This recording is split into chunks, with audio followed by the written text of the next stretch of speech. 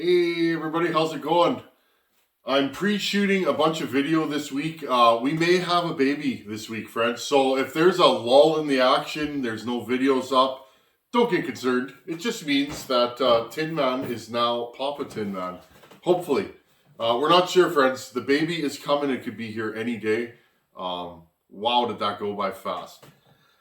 Okay, what are we doing in today's video? Well, I want to get cracking on this Farmertec kit. I want to get it together, A, so that we can run it, and B, I want to get cracking on that 266 for Hogan.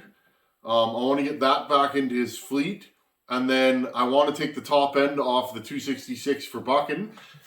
394 is still sitting there. I want to get that done. I got a lot of content coming up, friends. We got a 200T to run through. 562, now that I have a good top end, I could port that and run that on the channel. I'd like to pipe a 562 and port it, I'm not going to lie. Still need to get the Big Mac running, same with the 153 Dolmar. Now, friends, I've been getting asked, what's with the Dolmar? You know what's with the Dolmar, friends? I'm not going to lie to you. I have a major shoulder injury that I've been dealing with since spring. It heals and then I re-injure it. I injured it pretty bad pulling on that Big Mac, so I'm going to have to give it a little bit of a break on the big saws. You guys know you got to pull them things over real hard, and it's like, I feel fine, and then all of a sudden it's like, oh, I injured it again. So I think I might have another torn rotator cuff, something like that. So when I injure it bad, I can't put my arm up. So it's not too bad today, but anyhow, friends, I want to get going on this. Now, as you guys know, I unboxed this earlier. I will put this whole thing into a playlist. Go back in the playlist and watch. I have quite a few people asking me questions that have already been covered in videos on this saw. So I think we're probably, 4 videos in, maybe 5. So again, check the playlist. Friends, there is a playlist on almost every topic that we cover on this channel. How to tune a carburetor or bench talk. Chainsaw porting. I did a whole series. For you newcomers, I did a 15-week series. 15, 20, 25-minute videos. Yes, it's super long and it's going to take you a while. I covered it all in one series. From buying a saw, getting it running, muffler modding it, then timing it, porting it, all that stuff. I went through it all. So if you guys are new here, check that out. How to port a power saw. Anyhow, friends, when I unbox this, this cylinder is horrible. I kind of want to run it the way it is, but a lot of you guys were asking, can you show us how you'd clean up one of those? So here's what I'm going to do, friends, and it's going to be hard. I am not going to port this right now. I'm just going to clean it up, okay?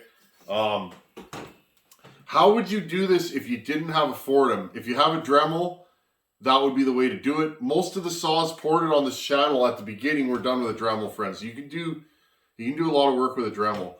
Now, if you don't have a Dremel or a Fordham, you could try putting a file in. Like, friends, this exhaust port's ugly. I could get a file in there, okay, and clean it up. I really could if I wanted to. So, get creative. In this case, though, I'm going to use my Fordham because it won't take me that long. Okay, let's have a look inside this cylinder, and I'll show you guys before. I'll probably do one side and then the other. Okay, friends? So let's have a look at this. Okay, friends. Here is the cylinder. It's just full of flashing, casting. Now, I know a lot of guys buy these and port them. I have used these cylinders to prove out theories in the past. But I do not use these on saws I'm going to run. That's just me, again, opinions. You know what they say about opinions. Okay? This thing's horrible. It really is. It's right here sharp, okay? Now, some people would say, oh, the piston probably doesn't touch that, but still, friends, I can't leave it. Very sharp all in here on the transfers. The intake is sharp up here. Focus. The intake sharp here. The bottom, yeah, is a little sharp. Top of the exhaust port's really rough. There's no chamfering, friends, okay? Now, what could happen? You see the lack of chamfering? Chamfering is a little edge that you put, okay? I will chamfer that and show you guys. So, basically, friends, what I'm saying is if you ran this the way it is, you will probably tear up your piston and or hang a ring.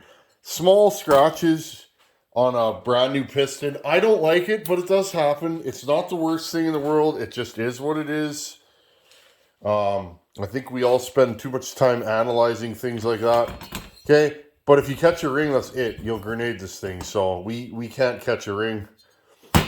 Okay, friends, I'm going to do a little bit of work to this, and then I'll show you guys. Okay, friends, so I got my Fordham here. Now, all I'm going to do is I'm just going to go around the outside of all the ports. Okay, and I'm just going to clean up any imperfections on the intake and the exhaust. I'm not going to port this, though, as hard as it's going to be for me. Okay, I'm just going to clean this up.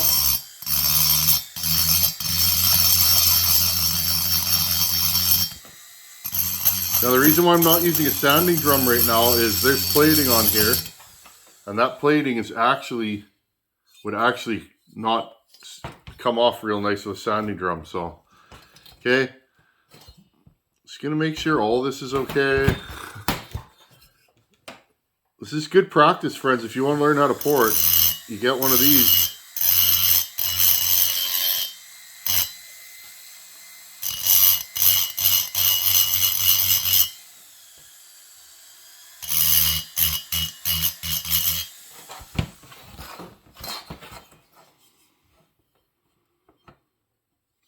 Okay, now I'm going to go around the transfers. Here, friends. So look at the side of this transfer right here. Okay. See how it's just rough, jagged right here. Okay. Now I'm going to hit that right now with my Fordham and just show you guys how I would clean that up. Okay. There's lots of different ways to do this. I'm just going to show you my way. You guys do things however you want. I'm never going to be that guy to tell you, oh, my way is the only way, because it's not. It's just the way I do it.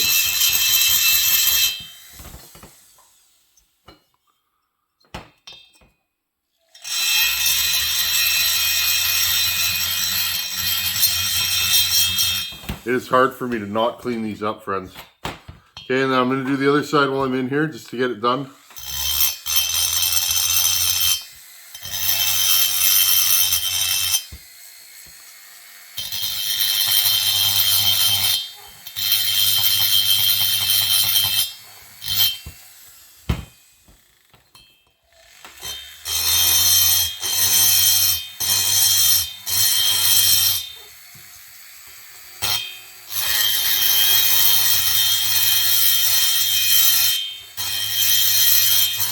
Now believe me, I want to go in there and just start hogging material out, but I will not. Okay. Hopefully you guys can see this.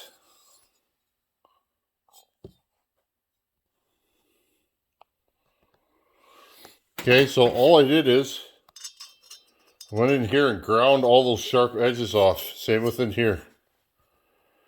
See that, friends? I actually put a radius on this and just... Okay. Okay, friends, I hope you guys can see this. So I just got rid of the sharp edges. It feels way smoother to the touch now. Okay, there's my exhaust port. All I did is hit that upper edge because it was kind of sharp. Okay, same thing. I hit this transfer. You guys can see what I ground here. Okay, right here. Okay, right here. You guys can see it. Now all I'm going to do is go around that. All I'm going to do is go around that and shine it up a little bit and then wash this thing out, and then this top end is ready to install. So I'll show you guys that in a second. I'm just going to change tooling. I use these. Okay, it's just a round, it's like a 1/16 of an inch diamond burr. Okay, and I go all the way around and I just cut a small, instead of the corners being like this, friends, you kind of round them over. Okay, instead of being like this, they're like that. All that does, friends, is that gives the ring somewhere to glide over and just keeps any sharp parts of your ports from rubbing on the piston and scoring it up. Okay, so let's get going on there. I'll leave it running for you guys so you guys can kind of get a feel for how I do it. And Then we can put the top end on, which is kind of exciting. I want to hear this thing run. If I could hear it run today, that would be awesome. Okay, so I'm just going to go in here and I just go around the whole circumference or periphery, whatever you want to use, of the port, okay? Nice thing about these, you will jump over the plating once in a while. If you do that, it's not the worst thing in the world. You're not going to hurt nothing. Ask me how I know. I've done it. It's okay, friends. It happens. Okay, there's that one done. I'm going to go in the bottom of the intake port.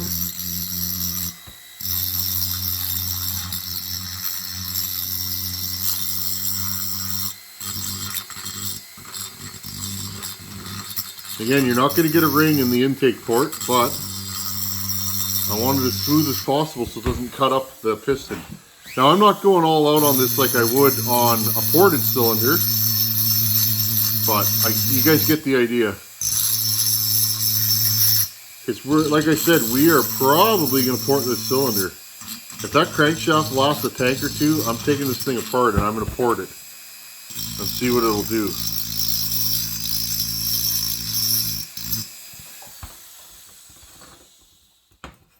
Okay, you just run your finger along there and feel if it's sharp or not. If it's sharp, you've got more polishing to do. That's all this little bit's doing, is it's polishing. It's just breaking the edge. Okay, same thing. I'm going to do the exhaust port. I stabilize it with this thumb. I go in there.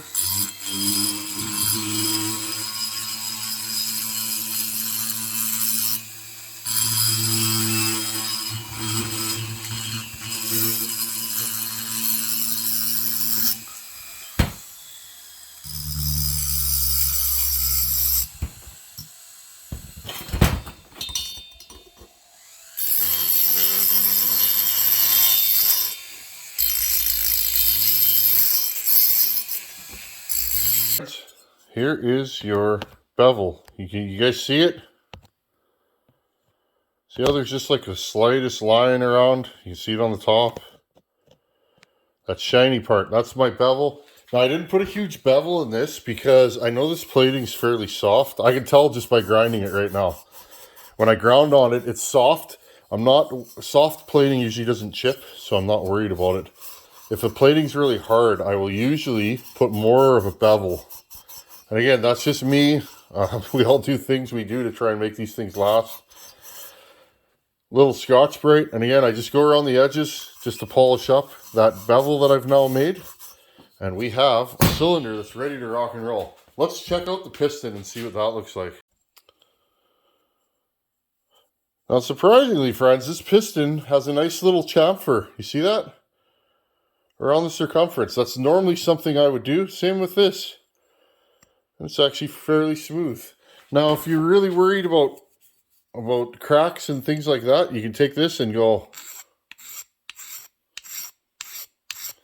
Okay, get rid of that sharp corner there. Okay, same with this side. Okay. This is usually the stuff I do. It's just old school motor building tricks. A lot of guys do this, some guys don't. Okay. And you can go around the edges.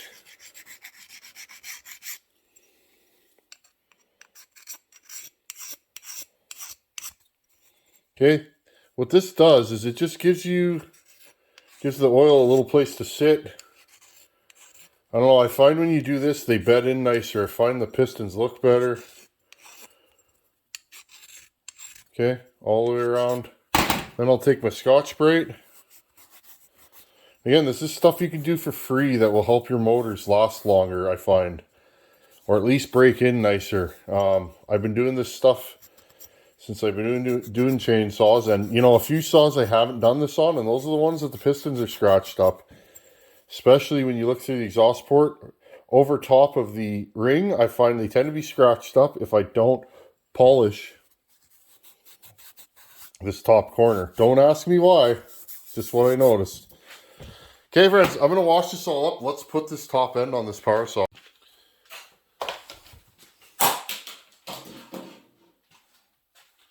Okay, so here's the cylinder. I put the Farmertec decomp. Again, I am going 100% Farmertec on this unit. And hopefully it works out. We'll see, right? Now, friends, there's this cover here. There we go. Okay, so that actually fits on there. That's an air divider, so you want to make sure you put that in there. Make sure your gaskets line up on these.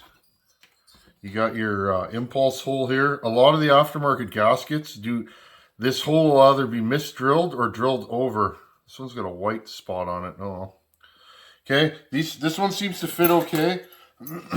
Now I put my gaskets on first with my carb. Here's our elbow for our air filter. Okay.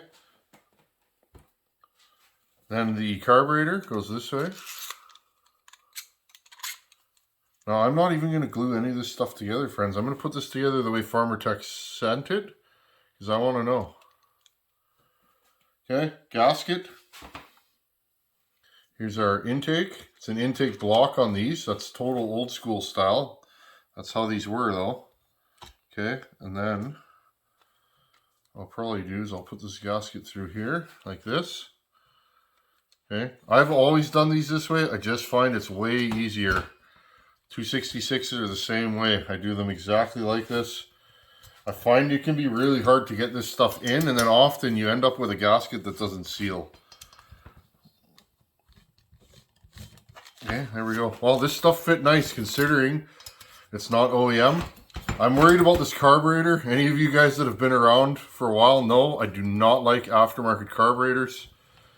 I find they are typically rubbish. They don't hold a tune, or they won't tune at all. Or you'll get one that tunes nice, and literally the next day you go to fire the saw up and it's lost its tune again. Well, I think I'll put the exhaust on after, friends. Let's get this going. Bolt it up. Again, I'm going to use a base gasket. Why not? I don't typically use base gaskets, but in this case, why not? Oh, this base gasket's tight. Huh? That'll make it easier to install. Hopefully it seals. Here's our lower end assembly. We'll take a little bit of oil. Put our wrist pin bearing in there. Okay, now here's our piston again that I make sure it slides over there. I've had pistons that don't fit in the past from these guys, and yeah, it does happen. Okay, so these come with an iron ring. I don't mind these rings. They do seat quite quickly. They might wear a little faster, but how many of these saws are going to see heavy usage day in and day out? That's the thing. I like to be honest, friends, with what a saw is going to do, and then you can build it accordingly. If a guy needs a big saw twice a year and he has this and he runs it twice a year for the next 10 years, he's probably going to think he got his money's worth out of it. But on the other hand, a fella that, say, works every day with a saw and he blows this thing up, 2 days a year, we'll say 10 hours a year that the occasional user might use it. Well, 10 hours, the other fella might blow this up by the second week. You guys get what I'm saying? So, usefulness is depending on what you're going to do with it. Now, friends, I'm going to use these Farmertec circlips. They feel hard. Hopefully I can get them in. These are the hard ones to install, but the thing I like about these is they generally, if you can install them, they don't come out.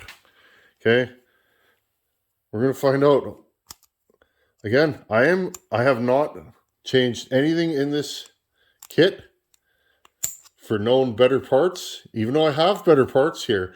I want to know, will this saw run as sent? And if it won't, we'll look into that. Okay, let me get this, friends, because I don't want it to go flying across the shop. I really want to use these circlips. Wow, that circlip fit in there real tight. Okay, let's check this for fitment. Not bad. You don't want these to be too tight. You also don't want them to be too loose, of course. This one's about just right. Look, it slides in and out. We'll see, that's good. Now remember, friends, The piston doesn't really spin on here. It spins on the bearing. So you can lubricate these. They do get some lube to them. Oh, geez. Well, that one's pre-lubed now. I hope you guys saw that on camera. Okay, I'm just going to slide this onto here. I'll put my ring on after I got my piston installed. This is only a single ring. And again, we'll put the other circlip on. Okay, I got the circlip in. Again, make sure they're in the bore, spin them around. I like to have the openings on the bottom. Again, I'm trying to do this so that everybody can get something out of this build. I know a lot of you guys build these kit saws all the time. They are kind of fun, actually. I'm not going to lie. I'm actually enjoying this, except for the oil pump problem. It's actually been quite fun. And if it blows up, friends. It is what it is, right? Okay, so we got our ring on there. Now, this is going to be strange for me because I don't usually use these weird gaskety things. This is actually going to be a little bit easier because I don't have to worry about it drying, right? Okay, rub some on there, a little bit on the top, a little bit here. I don't like too much oil, but I like enough, if you guys know what I mean, okay? Right here. Now, last thing I do, I got a little cap full here of oil. Drop a little there and a little there. That'll get those bearings nice and oiled before we fire this saw up. Okay. This is kind of weird. I'm usually racing the clock because the bolts are, or my adhesive, my gasket maker, my moto seal, there we go, my moto seal is usually drying. But in this case, it's not. Okay. Well, it looks like the rear one's going before. Okay, I think we can get all these in. Now this is where, if you want to use your ring compressor, have at her. Okay.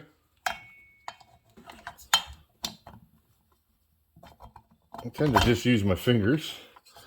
And again, friends, if you want to get real technical, check your ring gap before you put that in. Use the Google and decide how much gap you want. If you ask 10 people, they will tell you 10 different gaps for a chainsaw. So there we go. That didn't go so bad, did it? And these ones drop in from the top. Let's see if we got this thing even close to the right spot.